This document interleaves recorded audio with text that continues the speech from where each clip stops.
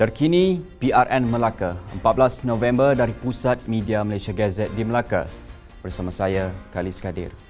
Calon Pilihan Raya Negeri Melaka bagi kerusi Dewan Undangan Negeri Dun Asahan, Datuk Seri Idris Harun, menafikan kerusi yang ditandinginya kali ini adalah kawasan paling selamat buat beliau. Katanya jika dilihat kepada fakta, semua Dun bukanlah kawasan selamat bagi mana-mana calon. Menurut beliau, PKR yang bertanding di bawah lambang Pakatan Harapan kini giat untuk menarik semula sejumlah 1,500 pengundi yang dibawa oleh calon parti itu dalam PRU 14, Zamzuri Arifin Zamzuri, yang kini menyertai Bersatu. Zamzuri kini bertanding sebagai calon Perikatan Nasional PN di Dun Rembia.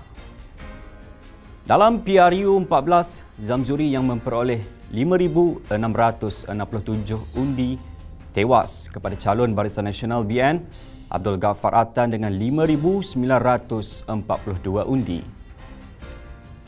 Ditanya sentimen penghuni Dun Asahan selepas beliau dipindahkan dari kerusi Dun Sungai Udang, Datuk Seri Idris berkata, sebagai orang baharu, beliau melihat akar umbi di kawasan tersebut, menerima dirinya secara terbuka. Sementara itu, bekas Ketua Menteri Melaka itu turut melahirkan rasa kurang senang dengan pelaksanaan prosedur operasi standard SOP ketat yang dilihat hanya terpakai kepada sesetengah pihak sahaja.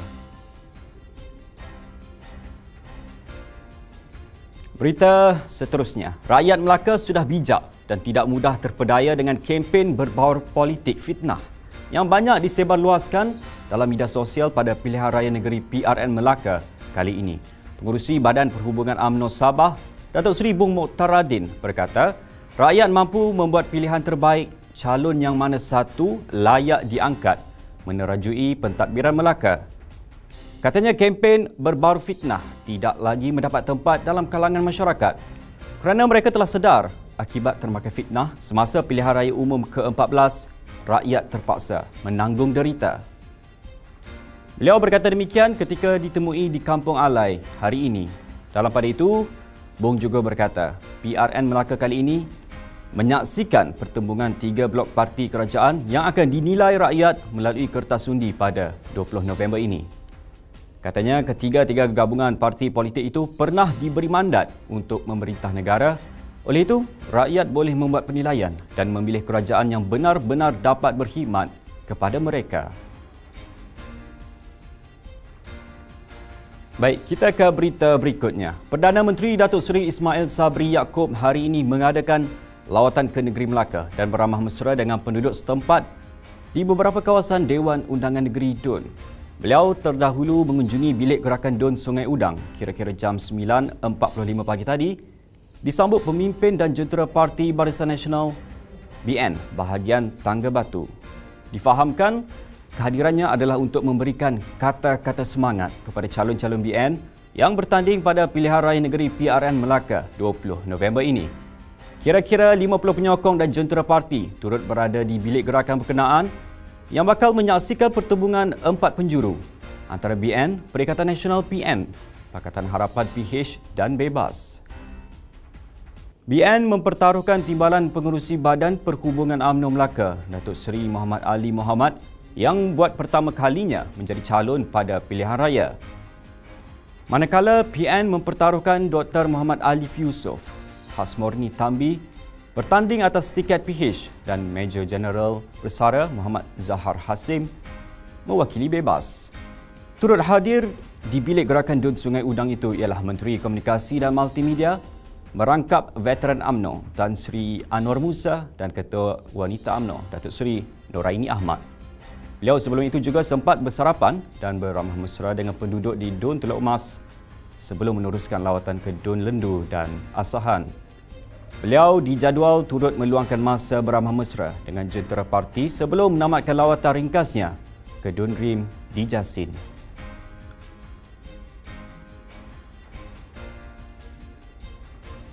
Tempoh kempen pilihan raya negeri PRN Melaka yang berbaki kurang seminggu lagi akan dimanfaatkan sepenuhnya Barisan Nasional dengan menyantuni seberapa ramai pengundi meskipun berdepan dengan pelbagai kekangan. Calon BN bagi kerusi N25 RIM, Datuk Khaidirah Abu Zahar berkata, Beliau sendiri mahu berkempen dengan pendekatan yang baik dan cuba mengelakkan sebarang provokasi meskipun parti itu kerap kali diasak dengan politik fitnah. Beliau berkata demikian ketika ditemui di Kafe Markisa hari ini. Khaidirah yang lebih dikenali sebagai Dira berkata, beliau tidak mahu menjanjikan bulan dan bintang kepada pengundi-pengundinya. Sebaliknya, komited untuk memastikan kubu kuat UMNO itu akan terus dipertahankan. Katanya beliau akan membuat yang terbaik untuk mempertahankan Dun Rim yang telah menjadi kubu kuat Barisan Nasional sejak lama dulu. Ditanya tentang isu berbangkit di kawasan itu, Dira berkata, capaian akses internet, bekalan air bersih dan jalan raya antara perkara yang menjadi keutamaan beliau sekiranya terpilih menjadi wakil rakyat di situ. Selain itu, masalah bekalan air bersih juga menimbulkan keresahan penduduk tempatan di beberapa kawasan di sini yang berlarutan sejak sekian lama. Lagi tentang PRN Melaka. 6 hari lagi, rakyat negeri Melaka bakal melaksanakan tanggungjawab memilih wakil rakyat serta kerajaan baharu untuk tempoh 5 tahun akan datang. Namun, tempoh yang singkat itu tidak bermakna para pengundi boleh memandang ringan prosedur operasi standard SOP yang telah ditetapkan untuk membendung penularan wabak COVID-19. Menteri Komunikasi dan Multimedia Tan Sri Anwar Musa berkata, peranan media sangat penting dalam mengingatkan rakyat agar tidak mengambil mudah terhadap SOP yang telah ditetapkan. Beliau berkata demikian dalam sidang media selepas melawat Pusat Media Kementerian Komunikasi dan Multimedia KKMM di Hotel Kebemas Aikeroh hari ini. Menurut Tan Sri Anwar, cabaran besar pasca PRN Melaka adalah untuk mengelak berlakunya peningkatan kes COVID-19.